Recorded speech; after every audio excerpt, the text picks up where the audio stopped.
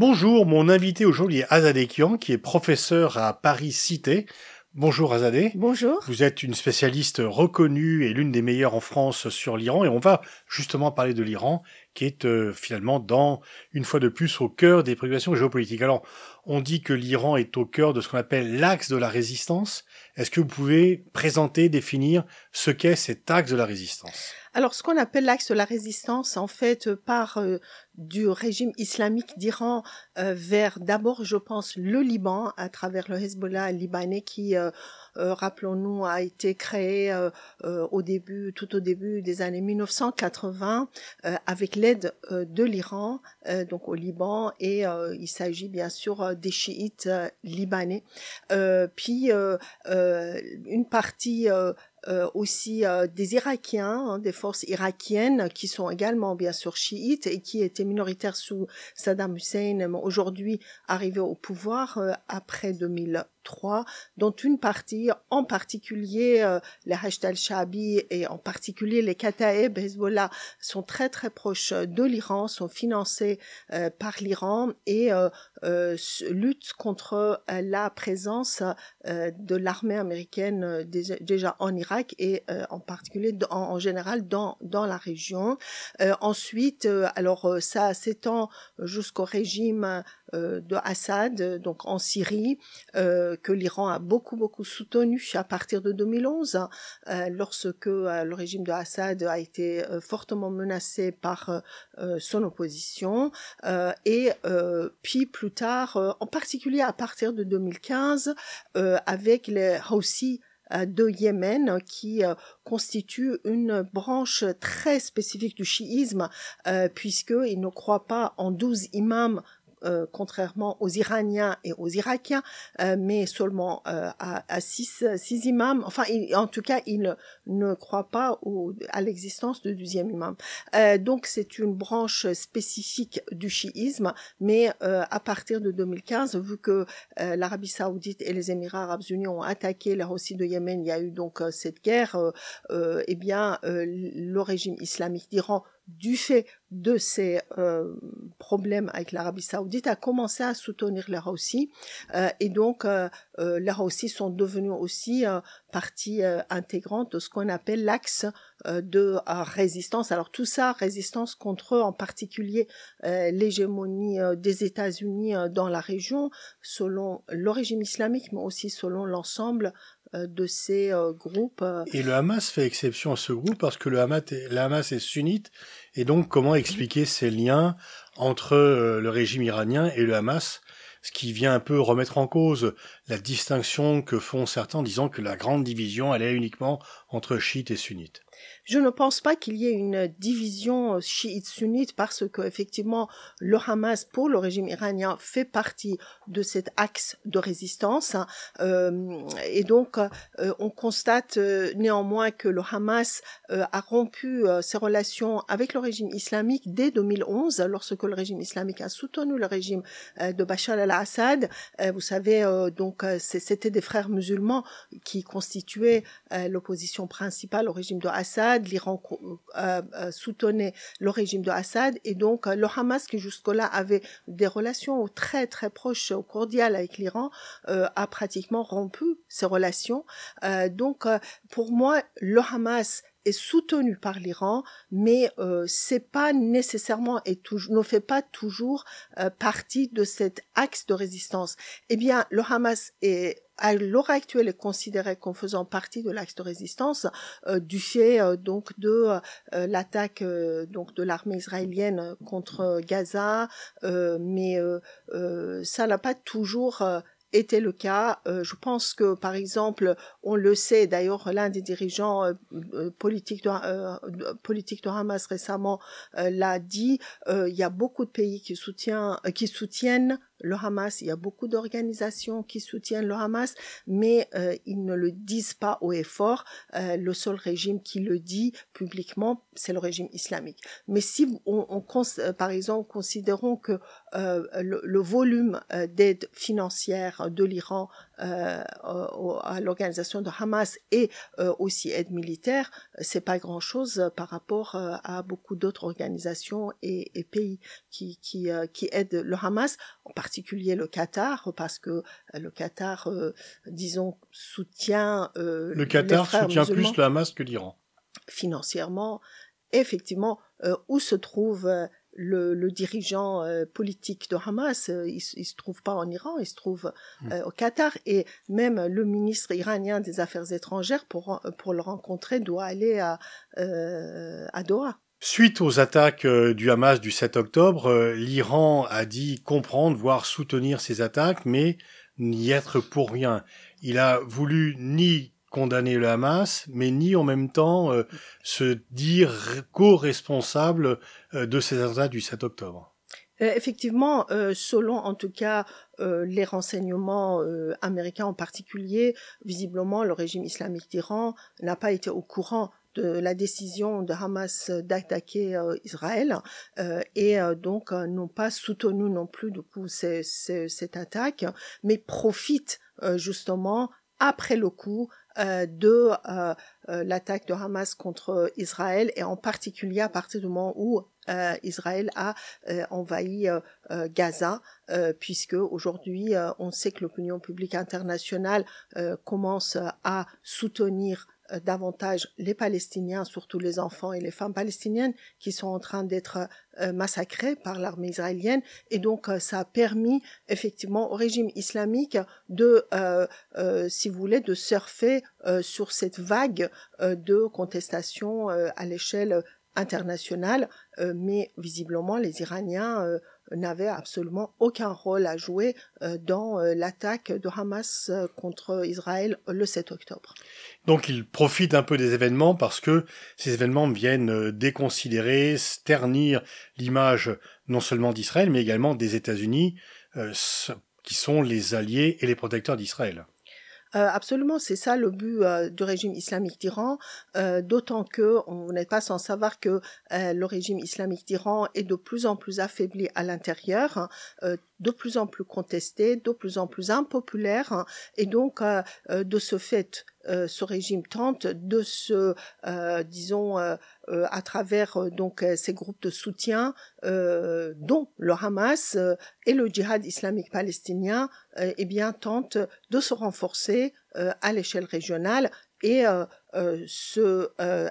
afin aussi de pouvoir, disons, faire face aux pressions états-uniennes, à la fois états-uniennes, mais aussi européennes, etc. Donc, il joue sur ce qui se passe à l'échelle régionale, sans pour autant avoir joué le rôle prépondérant. Mais ils ont continué, d'ailleurs ils le disent, Monsieur Ilavani, qui est le représentant de l'Iran à l'ONU, l'a déclaré récemment que l'Iran continuait à financer le Hamas, continuait à armer le Hamas. Et il y a aussi le problème du Hezbollah. Le Hezbollah, pour l'instant, fait de nombreuses escarmouches en territoire israélien, sans franchir la ligne d'un conflit généralisé. Quelle est l'influence quand vous analysez les relations qu'ont l'Iran et le Hezbollah?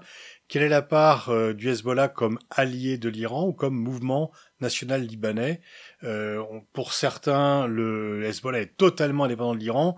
Pour l'autre, ce n'est qu'une marionnette de l'Iran. Quelle est votre propre analyse de la nature de leurs relations? Écoutez, je pense que le Hezbollah libanais est très proche de l'Iran.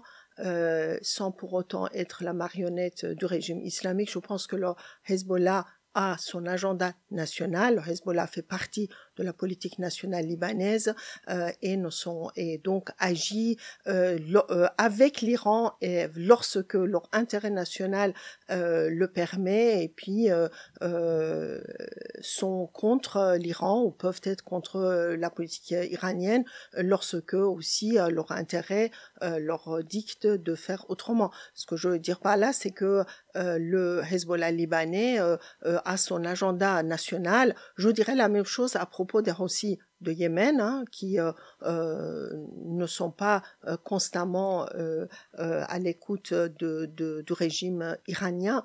Le régime iranien, bien évidemment, soutient l'ensemble de ces groupes, encore une fois, afin de se constituer une base solide ou en tout cas pouvoir se renforcer à l'échelle régionale et internationale, mais ils savent pertinemment, les Iraniens savent pertinemment que ni les Libanais, le Hezbollah libanais, ni les Houthis de Yémen ne sont pas à leur ordre.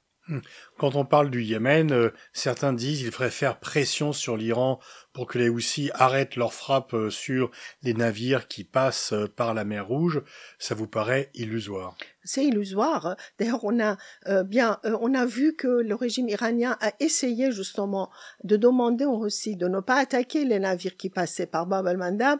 Ils n'ont pas réussi. Là encore, parce que les Houthis ont leur propre agenda. D'ailleurs, les Houthis, vous savez, ils ont attaqué récemment un navire qui transportait des produits vers l'Iran. Alors certains pensent que c'était pour montrer leur indépendance vis-à-vis du régime islamique d'Iran, pour dire nous on attaque tous les navires qui passent, y compris les navires qui transportent des produits pour l'Iran.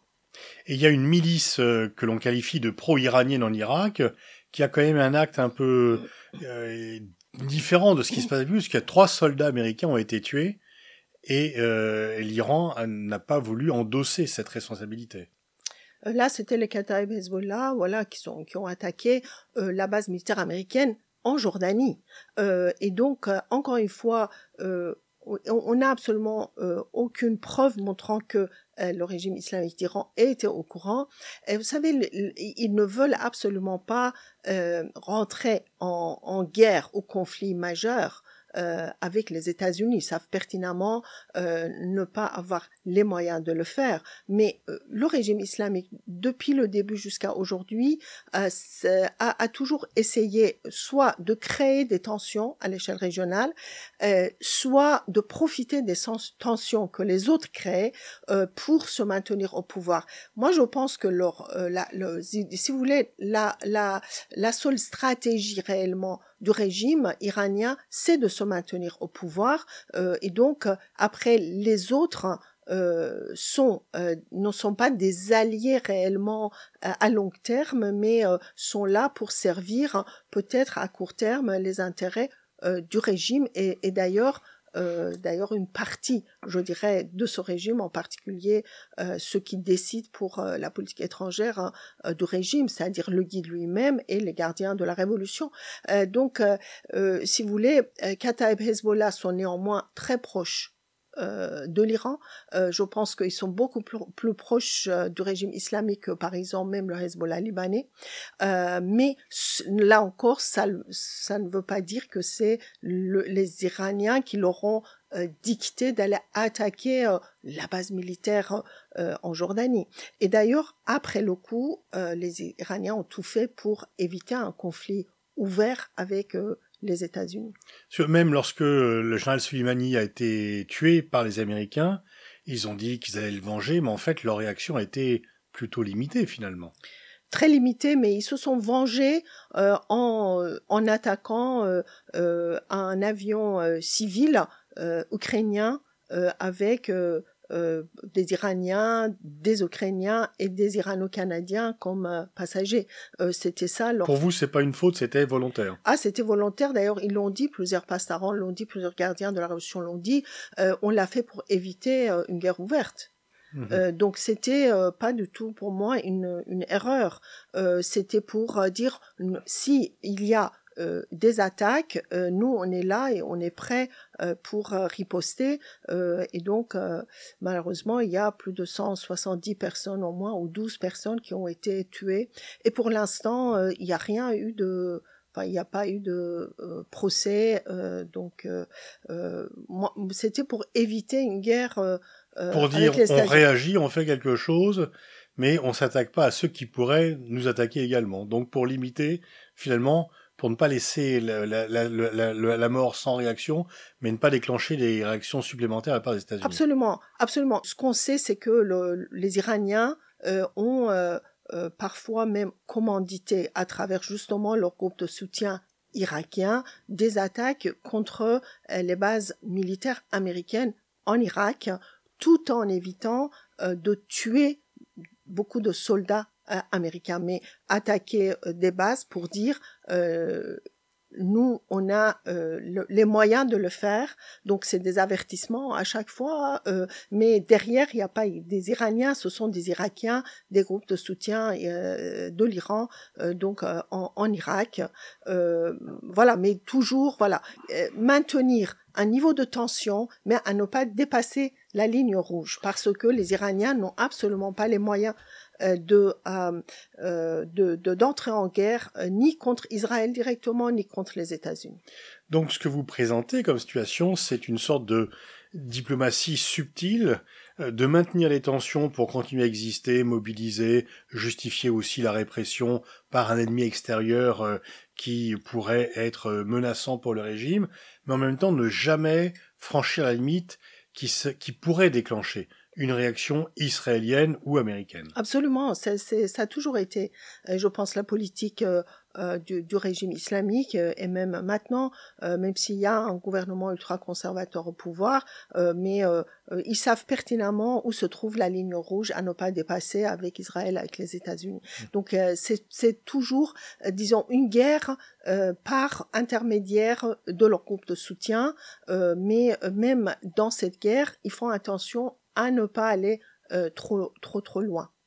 Et par rapport à l'arme nucléaire, puisque depuis l'élection de Trump, un accord nucléaire qui garantissait d'éviter une guerre pour que l'Iran n'ait pas l'arme nucléaire ou que l'Iran ait l'arme nucléaire, il a cassé tout cela. Est-ce que, bon, il y a des gens qui annoncent que l'Iran va avoir l'arme nucléaire, qui l'auront dans 6 mois, et des gens qui annoncent ça depuis 20 ans. Quelle est votre analyse du programme nucléaire iranien et sa militarisation ? Écoutez, c'est très difficile à répondre à cette question parce que moi, je ne suis pas au courant. Ce que je sais, c'est tout ce que, par exemple, que le directeur de l'Agence internationale de l'énergie atomique déclare, à savoir que les Iraniens ont réussi à enrichir l'uranium à 67%,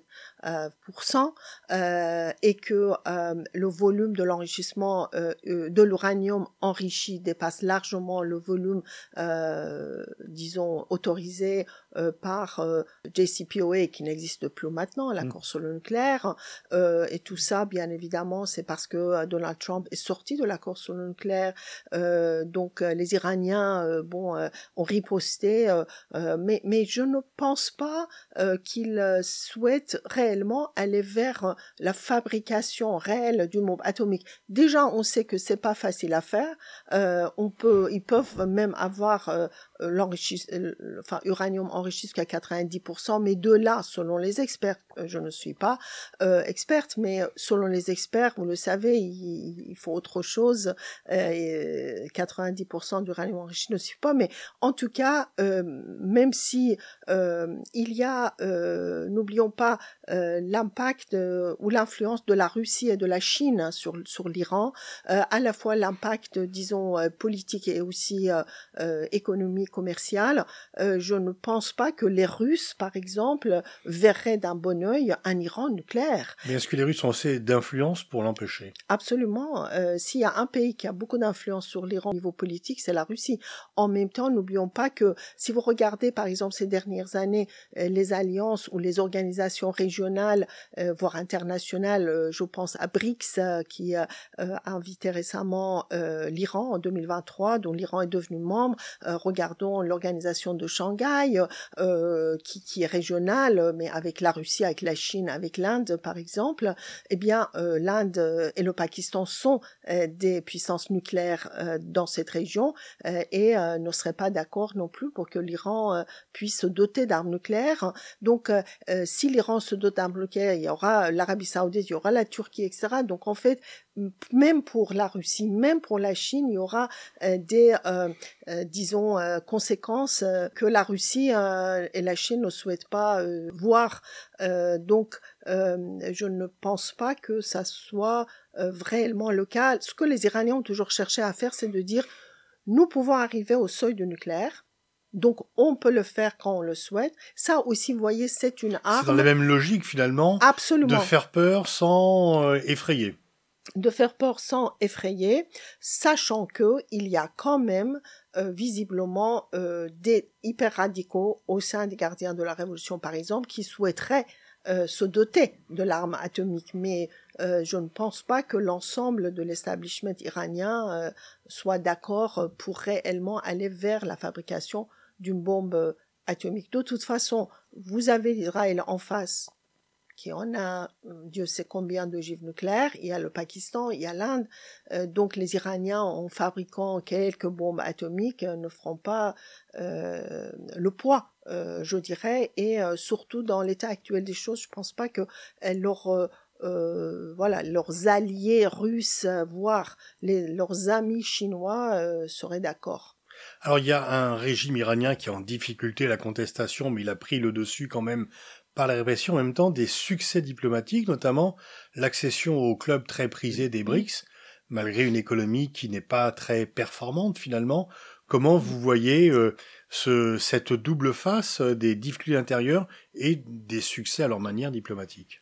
Ben justement, au fur et à mesure que le régime islamique d'Iran a été contesté par sa propre population de l'intérieur, ils ont essayé par exemple de se renforcer à l'échelle régionale et internationale, à la fois en renforçant leurs liens avec des groupes de soutien, on l'a dit, mais également par exemple en souhaitant adhérer à la fois à l'organisation de Shanghai. N'oublions pas que dès le début, dès 1996, les Iraniens souhaitaient adhérer aussi à leur tour à Shanghai, et finalement ce n'est qu'en 2021 que ça a été rendu possible, alors même que l'organisation de Shanghai n'a plus du tout le même poids qu'au début. Je veux dire, au mieux, ça sera une sorte d'organisation commerciale, avec la Chine, bien évidemment, comme puissance majeure commerciale. Et je dirais la même chose à propos du BRICS, parce que pour l'instant, c'est trop tôt pour qu'on puisse mesurer les conséquences de l'adhésion de l'Iran à BRICS, c'est très récent, mais en même temps, effectivement, lorsque le président ultra-conservateur iranien, qui est très décrié en Iran par la population, participe à la conférence de BRICS, ça lui donne une sorte de poids à l'échelle peut-être internationale et régionale, mais pas à l'échelle interne. C'est-à-dire que ça n'a pas abouti à sa popularité à l'intérieur de l'Iran. Et si vous écoutez ce qui se passe et ce qui se dit en Iran, y compris de la part d'un certain nombre de anciens décideurs en tout cas, c'est que Raïssi, par exemple, le président iranien, est quelqu'un qui ne connaît rien de rien, qui sait pas gérer le pays, et le pays est vraiment dans une situation économique, environnementale, écologique, etc., très très très difficile. Donc tout ça, je pense, c'est dans une logique de se maintenir au pouvoir face à cette contestation importante interne, mais les retombées commerciales et économiques, pour l'instant, on les voit pas. Ce qu'on voit, c'est que effectivement, vous savez, les États-Unis, c'est ma conviction, les États-Unis de Biden ont fermé les yeux sur la vente de pétrole iranien, même si les sanctions américaines officiellement continuent contre le pétrole et le gaz iranien, mais ils ont continué à vendre leur pétrole. Au dire des dirigeants, ils vendent pratiquement aujourd'hui 2 millions de barils de pétrole par jour, bien sûr beaucoup en dessous de prix de marché, mais on sait comment ils essayent de contourner les sanctions. Les États-Unis sont très bien au courant. C'était des gages que Biden a donnés au régime islamique pour dire on ferme les yeux sur la vente de pétrole et en même temps vous tenez tranquille à l'échelle au moins régionale et internationale. À un moment, aujourd'hui, le régime islamique a commencé à ne plus respecter ce pacte, je veux dire, avec les États-Unis, raison pour laquelle on parle aujourd'hui de durcissement des sanctions contre le pétrole iranien, etc. Mais selon vous, le plus fort allié, le meilleur allié de l'Iran, c'est la Russie? À l'heure actuelle, oui, d'autant que la Russie a besoin de l'Iran pour sa guerre contre Ukraine, les drones iraniens qui sont très bon marché, qui sont fabriqués en masse en Iran, voire en Russie même, mais c'est la technologie iranienne, qui sont utilisés en Ukraine. Et donc, les Russes, visiblement, ont beaucoup de poids auprès surtout du guide et de la maison du guide, ce qu'on appelle la maison du guide. Et donc, je pense qu'il parle au tenant du régime beaucoup plus que les Chinois, parce que les Chinois ont diminué leur achat du pétrole iranien et ont augmenté leur achat de pétrole saoudien à partir de l'année dernière. Donc voilà, il y a tout ça aussi qui se passe et qui fait que la Russie a obtenu effectivement un poids plus important, d'autant que ils ont maintenant, disons, un ennemi commun que sont les États-Unis. Pour l'Iran, si vous voulez, ce que je voudrais dire, c'est que pour surtout la faction ultra-conservatrice à l'heure actuelle au pouvoir, il s'agit d'une question idéologique, c'est-à-dire anti-américanisme du régime, qui est un peu dans l'ADN de ce régime, est une question idéologique et non pas stratégique. Donc, on peut pas s'attendre à ce que les relations entre les États-Unis et l'Iran puissent un jour s'améliorer ou qu'on puisse envisager une coopération, etc. Je pense que ce régime islamique continuera à opérer contre les États-Unis, indépendamment de qui est au pouvoir, indépendamment de l'establishment américain. Merci Azadeki, on y voit un peu plus clair dans les méandres de la diplomatie iranienne. Merci pour cet éclairage. Merci à vous.